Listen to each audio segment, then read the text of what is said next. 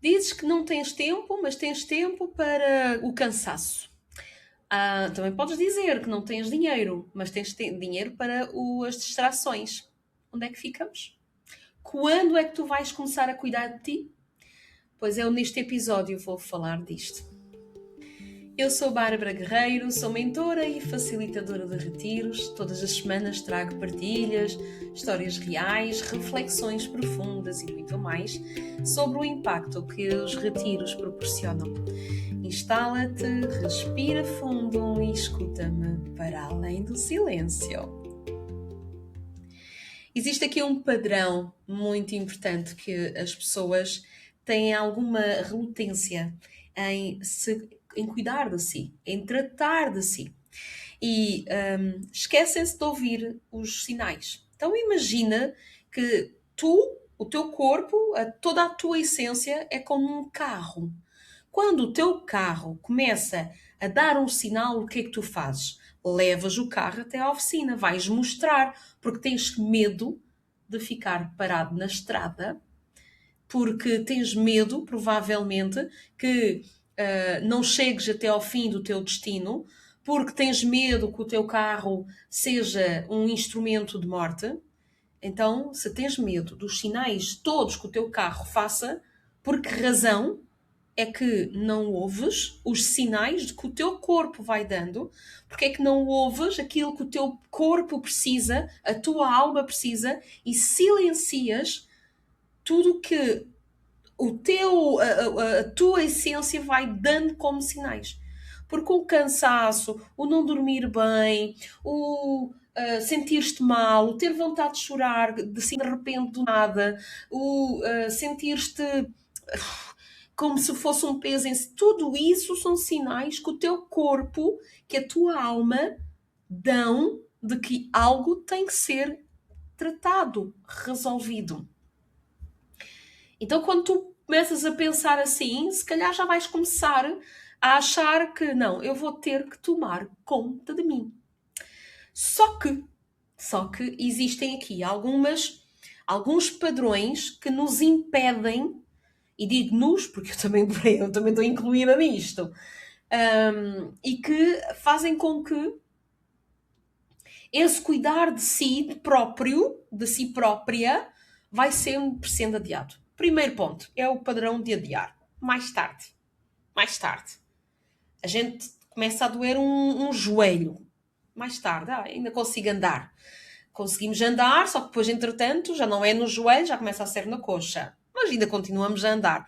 E vamos assim, eu logo trato até o momento em que a gente tem que cortar a perna. Bom, também estou a exagerar, né? Mas a ideia é, quando chega a um ponto em que já não há mais nenhuma volta a dar, aí é que a gente vai parar.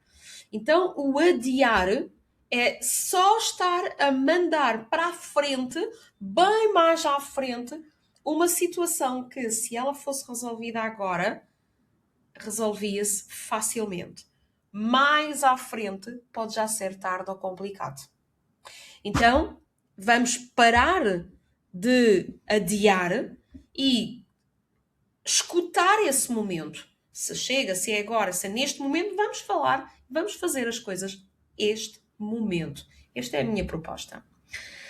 Depois, há outra coisa que está aqui, que é há um padrão instituído que faz com que a gente se sinta culpado de investir em nós.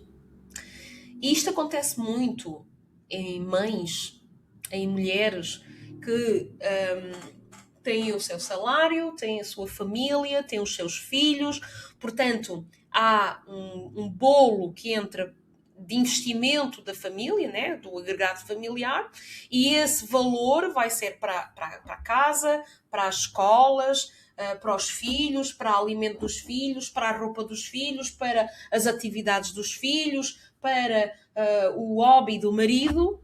A última pessoa que recebe é a mãe, é a dona de casa, és tu.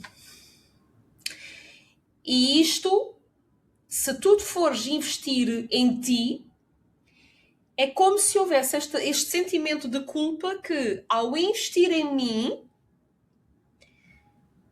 os meus filhos não vão ter como comer, os meus filhos não vão ter como escolas, não, o meu marido não vai ter o seu hobby todo. E isto é quase um erro. Quase não, é mesmo um erro, porque quem é o pilar da casa? Quem é que é a pessoa sobre a qual está toda a estrutura? E pode haver aqui alguns homens que vão dizer: mas sou eu que traga comida à casa, ou que sou eu que trago o salário para casa, tudo bem. Não digo o contrário, mas aí não és o pilar, são os dois. É o conjunto, é o casal. Porque, neste caso, a tua parceira, ela está em casa, não está a trazer um rendimento financeiro para a casa, mas está a evitar que gastes muito. Está a evitar que os teus filhos estejam na rua, à mercê de qualquer outras más influências. Está a tratar do teu lar, está a permitir que quando tu chegas tu tenhas comida em casa, tenhas a roupa lavada, a casa toda tratada e etc. Há um filme que foi... já me esqueci qual é o título desse filme, mas tinham trocado os papéis entre a mulher e o homem.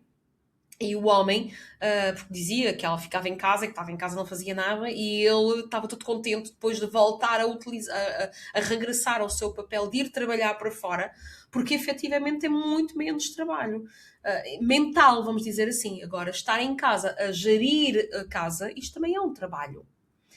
Eu, por acaso, disse isso muitas vezes ao meu pai, porque a minha mãe era dona de casa quando eu era mais nova. Ela só foi trabalhar quando nós, as mais velhas, estivemos na universidade.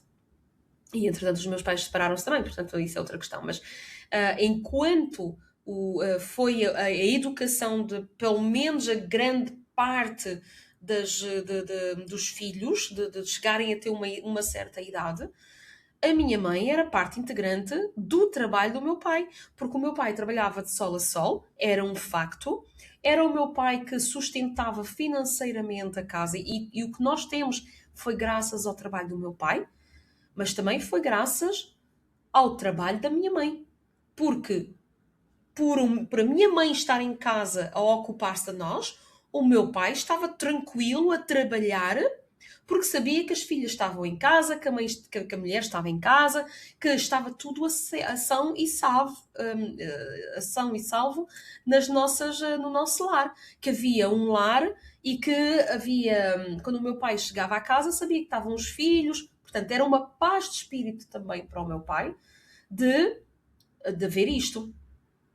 E a minha mãe sentia-se de certa forma, sim, culpada, mas eu uso a minha mãe, utilizo aqui o exemplo da minha mãe, mas é o exemplo que eu vejo em muitas das pessoas que hesitam em reservar um retiro para elas, em ausentarem-se um fim de semana que seja para elas, porque existe este sentimento de culpa que está instituído desde não sei quando. Porque primeiro estão os outros e só depois é que estamos elas. Mas quem está ali e que é importante para a gestão do lar, pá, és tu. Então porquê é que não vais investir em ti? Se até num avião dizem que primeiro, quando há uma despressurização, primeiro pões a máscara em ti e só depois é que pões a máscara nos outros, se até o avião diz isso, quer dizer, se até no avião dizem isso, porquê é que não vais investir em ti? Porquê é que tens essa culpa? Porquê é que te vais sentir com esse sentimento de, sim, se calhar de vergonha por estar a fazer algo para ti? Tu não estás a fazer só para ti, estás a fazer para a tua família. Porque se tu estiveres bem, toda a gente está bem. Se tu estiveres mal, ninguém está bem. Aí é que está a questão. Quando tu estás mal, à tua volta, ninguém está bem. E isto é importante que interiorizes isso.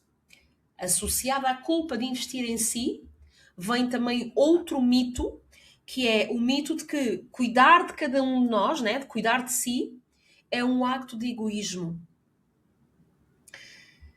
Um acto de egocentrismo é que é errado, mas um acto de egoísmo, mas ainda bem que pensas em ti.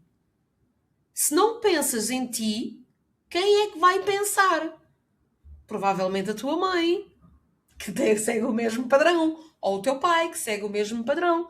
Mas, com toda a certeza, não vai ser o teu vizinho, não vai ser a tua vizinha, não vão pensar mais em ti, antes pelo contrário, se puderem safar-se, e muito menos são os filhos. Porque os filhos o que eles querem é a vida deles. Eles irão ter a vida deles. Então, pensar em si, né? Mais do que um acto de egoísmo, porque não é isso, porque egoísmo, na sua palavra etimológica, significa olhar para dentro, olhar para o ego, mas não é o ego que desvirtuaram por aí pelas redes e por algumas coisas. O ego é o eu sou eu, ok? Então, se nós estamos a investir em nós, estamos a investir com o maior acto de amor que podemos fazer para nós e para os outros. Porque quando nós recebemos, nós investimos algo, cuidamos de nós para nós, então vamos nos preencher, vamos nos enriquecer com algo que depois vamos poder distribuir à nossa volta. E é isto que é também importante entender. E desfazer completamente esse mito. Ainda há outro que é uma dificuldade irresistível, diria eu, em parar. Porque, como é que eu vou dizer isto? Nós fomos tão condicionados a esta ideia de ter de estar sempre em ação, ter de estar sempre em ação, ter de estar a fazer. Quem está a fazer é que está produzindo, está numa produtividade. Isso acabou. Isso acabou. Hoje em dia, tu tens a inteligência artificial a fazer por ti. A maior parte das coisas.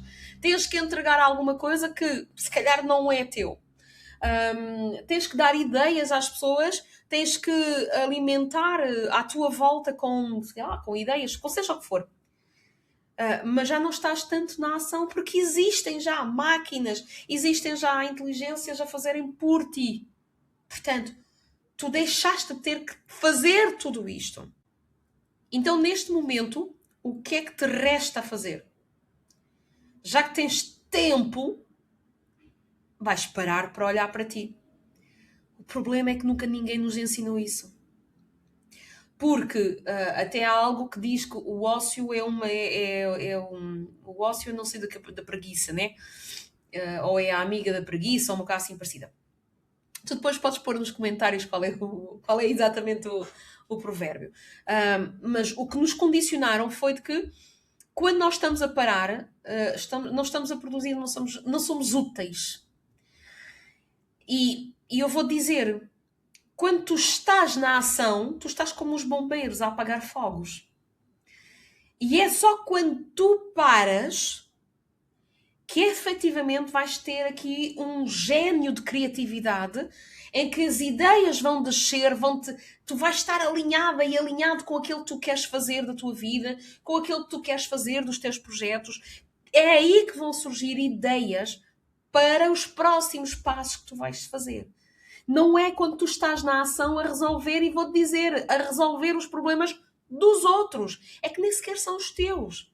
Porque quando nós estamos a trabalhar para alguém. Então estamos a resolver e a ajudar essa pessoa a crescer, a enriquecer, a fazer seja o que for. Não é a ti. Não é a ti que tu vais enriquecer. Tu vais enriquecer a outra pessoa. Então, quando tu te permites parar, tu estás a trabalhar para ti. Tu estás a permitir que comeces a ter ideias de gênio, que realmente vais ter aquela ideia que te vai permitir dar um passo acima, um degrau acima e bem mais alto do que aquele em que tu estás. Então é importante entender isto também, que é parar é só uma questão de abrandar, não é morrer. É apenas olhar para a tua versão de hoje com olhos críticos, com olhos de amor, com olhos que te vão permitir ir mais à frente com calma, com serenidade, com a certeza que estás a dar um passo que é o passo que queres para ti. E não porque estás a reagir a algo que te fizeram, a algo que tu sentiste que era negativo para ti e que tu estás a reagir e estás a ir para a frente. Da forma errada, dando o passo que se calhar não é o teu passo. Se calhar não é aquilo que tu queres fazer, só porque os outros o querem. Mas se não parares, se não tiveres esse momento em que vais descansar, as coisas não vão acontecer. Agora também te digo outra coisa, é que em qualquer religião que seja, em todos eles, há algo que acontece durante a semana e tudo isso, e há um dia em que se para. Há um dia em que é obrigatória o descanso. Então, se até os registros religiosos dizem isso, porquê é que tu andas em andamento? Em vez de parar? Porquê é que andas... tem que terminar, se te adoeces, se acontece um acidente, se alguém morre na tua família, tens ou não tens que parar as coisas? E ninguém morre por isso. Então, se quando acontecem coisas más, de repente acabou-se a pressa, então é bem um sinal de que podes parar. Então vamos tirar isto, vamos tirar esta ideia de que não podemos parar. E depois ainda há outra que é pensar que se vamos parar, vamos deixar de receber. Receber financeiramente. E eu aí, tenho mesmo outra teoria completamente diferente, que é precisamente porque tu paras que podes encontrar as soluções que te vão trazer maior riqueza. E essa riqueza nem sempre é uma riqueza monetária. A maior parte das vezes é uma riqueza pessoal, é uma riqueza de transformação tua, é uma riqueza dentro de ti. Vou-te dar o exemplo do Caminho de Santiago. Eu preparei esse caminho, o grande. Eu fiz 3 caminhos de Santiago já neste momento, até ao fim. Foram 2.500 km já percorridos no Caminho de Santiago. E quando eu preparei o grande, que sabia que iam ser, eu pensava 1.700 km, por isso é que o podcast se chama 1.700 km a caminho de mim, porque eu tinha calculado que iriam ser mais ou menos esse valor. Na realidade foram 1.852, isto, mas como qualquer orçamento derrapa, portanto, só que foi com os meus pés. E nesses 1.852 km eu sabia que precisava de tempo. E eu tirei 6 meses do meu tempo. 6 meses em que, para todos os efeitos, continuei a pagar a renda da casa, continuei a pagar a luz, continuei a pagar tudo, né? Porque eu continuava a ter a minha casa, mas deixei de ter rendimentos durante esses 6 meses. E muitas pessoas me perguntaram, mas como é que tu fizeste financeiramente? Bom, então eu vou dizer que para parar este tempo, eu antes trabalhei mais, né? Portanto, evitei de ir aos restaurantes, para evitar gastar dinheiro para mim desnecessário. Comecei a fazer a minha própria comida à semana para evitar os desperdícios. Evitei certos transportes, em vez de ir de carro, ia de autocarro até Lisboa, ou seja o que for, depois andava de Uber. Parece que não é ou que é um gasto, ou que não é um gasto, mas reduzido, porque andar de Uber também é dinheiro, mas do Algarve para Lisboa ainda é algum tempo, né? Portanto, nós estamos a falar que era muito mais dispendioso ir de carro do que ir de Uber, praticamente, depois circular de Uber dentro de Lisboa, se fosse necessário. Mais uma vez, se fosse necessário. Portanto, houve aqui toda uma preparação anterior para poder ter um bolo sustentável para acompanhar esses 6 meses. Agora, o que é que eu ganhei com esses 6 meses, que não foram 6, foram 3 na realidade? 3 meses, porque foram 81 dias a caminhar no caminho de Santiago. E mais um mês até hoje, eternamente, a recuperar desse caminho, porque todos os dias eu penso no caminho, todos os dias eu penso naquilo que eu vivi no caminho e da riqueza que eu trouxe de lá. Foram pessoas que eu conheci, foram insights que eu tive. A minha vida, como ela está neste momento, ela me foi transmitida nessa altura. Porque eu nessa altura trabalhava de sol a sol em ginásios, a dar aulas, a fazer massagens. Eu não tinha tempo para mim. E aquele tempo a caminhar, portanto eu estava a andar, não estava parada, mas eu estava parada das minhas atividades profissionais e permitiu-me saber exatamente onde é que eu quero ir, onde é que eu quero estar, o que é que eu pretendo fazer, quem é a pessoa que eu quero ser. E hoje estou muito mais alinhada com a minha essência, com quem eu sou, porque eu me retirei completamente da civilização para viver um sonho meu, fazendo uma pausa no meu contexto de profissional, e que fez com que eu tirasse de lá grandes ensinamentos. Um deles, por exemplo, é que por muito grande que seja uma tarefa, ela vai ser sempre fácil. Porque há dias que vamos avançar mais nessa tarefa, outros dias é que vamos avançar menos, mas se fizermos uma tarefa de cada dia, passo a passo, vamos, dia após dia, aproximar-nos daquilo que é o nosso objetivo. E todos os dias eu tinha esse ensinamento. E a realidade é que é isto. Portanto, tive um custo maior? Não. Tive muito menos rendimentos? Até não. Porquê? Porque também não tive gastos. E as pessoas às vezes esquecem-se disso. É que não tive combustível, não tive que gastar combustível, não gastava tanta água, gastava água no caminho, mas pronto. A comida também não estava a gastar comida em casa. Comia aquilo que estava no caminho, que era ela por ela.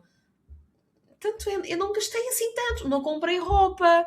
No caminho não foi necessário comprar roupa, não foi necessário comprar mais do que aquilo que eu levava comigo. Portanto, não ganhei, mas também não gastei. Então, é um custo invisível que deteriora completamente a ideia que nós possamos ter. Então, se nós, em vez de pensarmos em custo, começarmos a pensar em investimento, então aí vamos começar a mudar a forma como este cuidar de si própria vai começar a ser: eu estou a investir em mim. Eu estou a permitir que, através de um trabalho espiritual, ou de um trabalho emocional, ou de um trabalho mental, ou de um trabalho físico, que eu estou a fazer sobre mim, mas que é cuidar de mim, eu estou a permitir que esta pessoa vá mais longe com toda a segurança. Como aquele carro que eu tinha falado no início. Como aquele carro que nós queremos que ele dure até mais tempo. Bem, cuidar de si é isto. É permitirmos-nos ir mais longe. Bem, chegamos ao fim de mais um episódio.